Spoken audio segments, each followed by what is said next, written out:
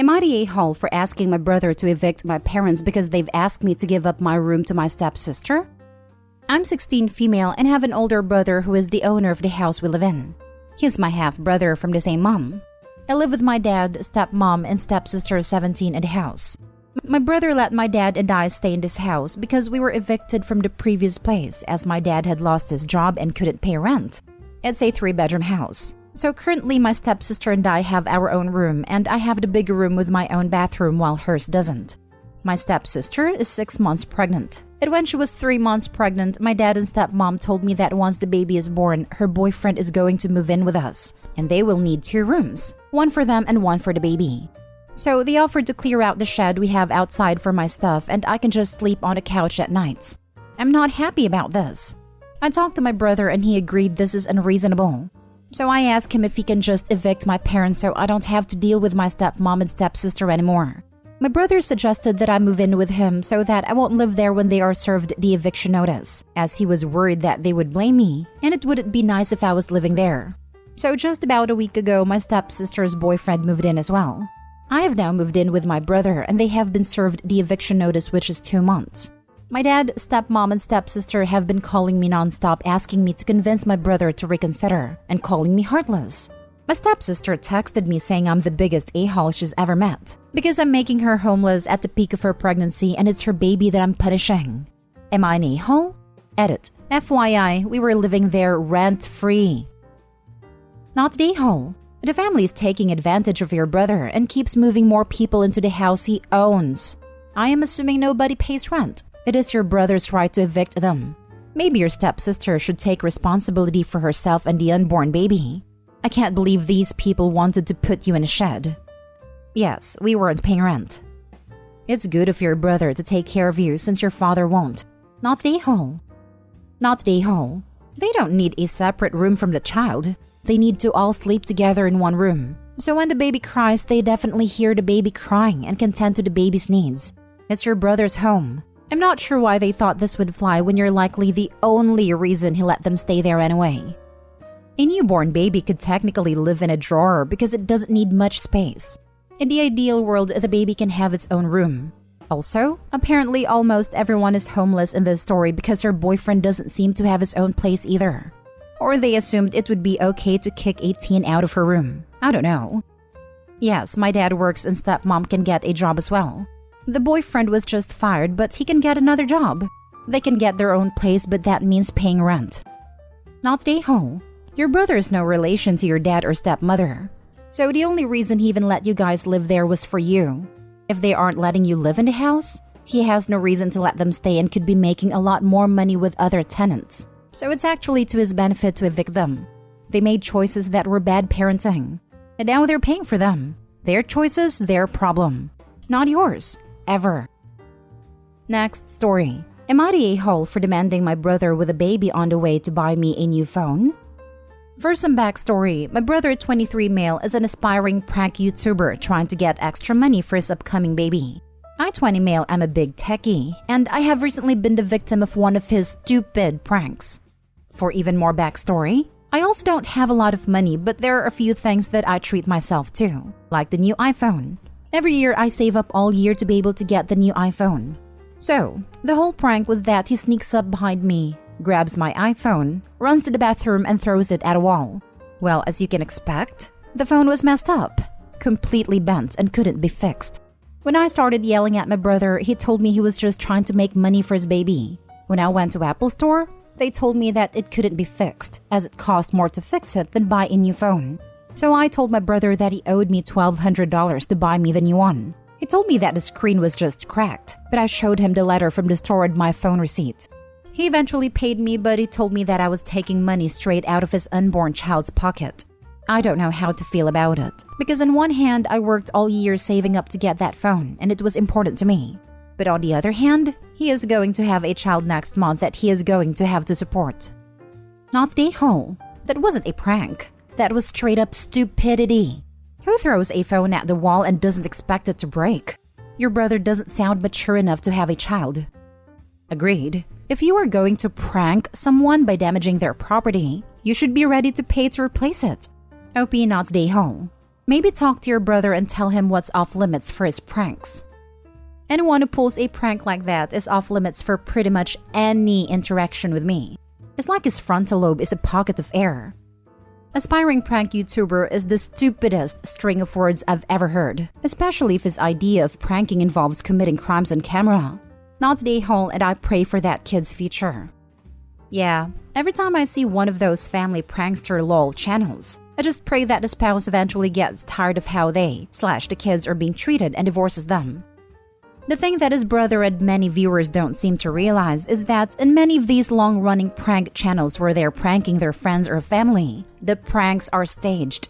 The person who is getting pranked is in on it from the beginning and agreed to it. And they're usually a bunch of guys with rich parents, and so think nothing of destroying all kinds of stuff because they can just buy a new one, and then hire a maid to clean up the mess. And frequently have sponsors. Only idiots destroy property and commit crimes without sponsors, prior agreement, or the knowledge that they'll be losing gobs of money for a while, if they hit it big enough to recoup ever. Not the whole, and that's not a prank. A prank is grabbing your phone and throwing a different already broken one at a wall, then giving you yours back unharmed immediately. You break it, you bought it. Maybe this is why the brother's YouTube prank channel isn't doing so great. Next prank? He steals his brother's car and rolls it off a cliff. That's it. The end. Hilarity. YouTube views. Thousands of dollars in ads. Baby set for life. Next story is titled, Am I the a-hole for not telling my dad about an award I was getting in school? My dad found out about this last week, but I got the award at the start of May. Background, my parents are divorced, and until I was 7, my parents shared custody of me. My dad was remarried at a time, had 3 stepkids. His oldest stepkid's dad was moving for work, and she wanted to move with him, and the court said that she could. My dad's wife didn't want to be apart from her oldest or to separate her 3 kids, so she wanted to move as well. When Dad told me, I begged him to stay. He told me he had to be with his family and that them staying was not an option. I told him he could stay for me, but again he said no. So he moved with them, and then I went from seeing him all the time to seeing him for a few weeks in the summer. I never forgave him for moving. Over the years, they attempted to make it appealing for me to live with them, saying I would have siblings all the time and how great it was there and stuff. But I never wanted to leave my mom, and I was too mad that he picked them over me. I have faded from him over time. I only speak to him during court-mandated times, and I don't see him unless I absolutely have to. He tries, but his choice was made when he moved, and my opinion on that isn't changing. My dad found out via Facebook about the award. My school only put the photos up a week ago, and my dad was really upset. He told me they could have flown out to show support, and it would have been a nice extra visit for us. I asked him what was the point, that his choice was made 9 years ago, that they were more important and my life didn't involve them anymore. He went on about him being my dad and deserving to know and how proud he was, etc. And why couldn't I see? Why was I out to hurt him? I told him I wasn't trying to hurt him, but that I was never going to have that relationship he wants after he left me to be with his family, and that all choices have consequences, which he and my mom taught me, and that he is now living with his, and that his daughter doesn't want a relationship with him anymore.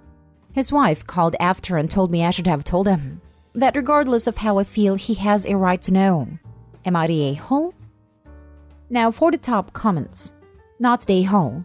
He made his choice to be with his family. Now he gets to reap the consequences. I just wonder if your anger is hurting your emotional and mental well-being.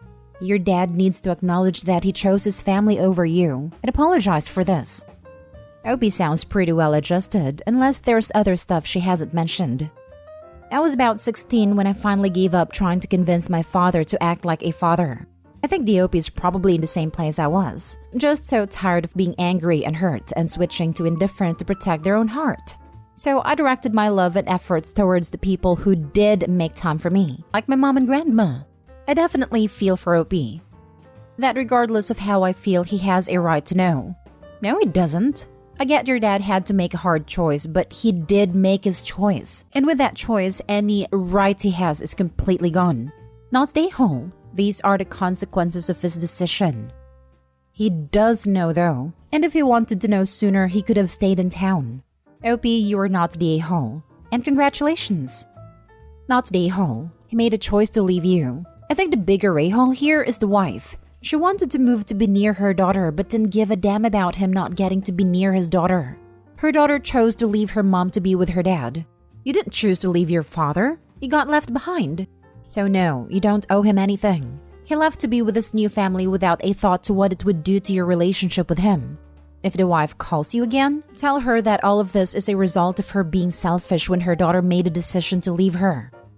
I blame him more because her daughter came first, and that's how it should be. My dad decided it wasn't first, and chose to stay with a woman who did put her own kids first. There's a real big message in that in my opinion, and it's one I have never been able to unsee. Fair enough. My point was around the fact that her daughter chose to leave her. You weren't given any such choice. I agree your father should not have left. I should have pointed out that you're right. Dad's stepdaughter had way more choice than me. She got to choose to be with her dad. I had no choice in mine leaving me since he made a decision. Last story. Am I the a-hole? My sister told me my deceased wife would think I was doing a horrible job raising my kids solo. Some background. I'm a young widower. My wife lost her years-long fight against breast cancer 5 years ago at 42 years of age. My preteen kid and I are trying to keep it together, and in my opinion, we are doing a damn fine job. A conclusion my in-laws wholeheartedly agree with. After COVID started, we went without haircuts for a while trying to social distance with good reason. The last thing we needed was to lose another family member. We discussed haircuts, and my son decided to grow his hair out in order to donate it to a charity that made wigs for kids who were undergoing cancer treatment, which I was 100% behind. He had to do lots of work. There were many arguments about his hair getting rough looking and knotted up, and an equal amount of me working through the knots and tangles. My son is a great kid. He genuinely cares for other people, is kind, considerate, and helpful.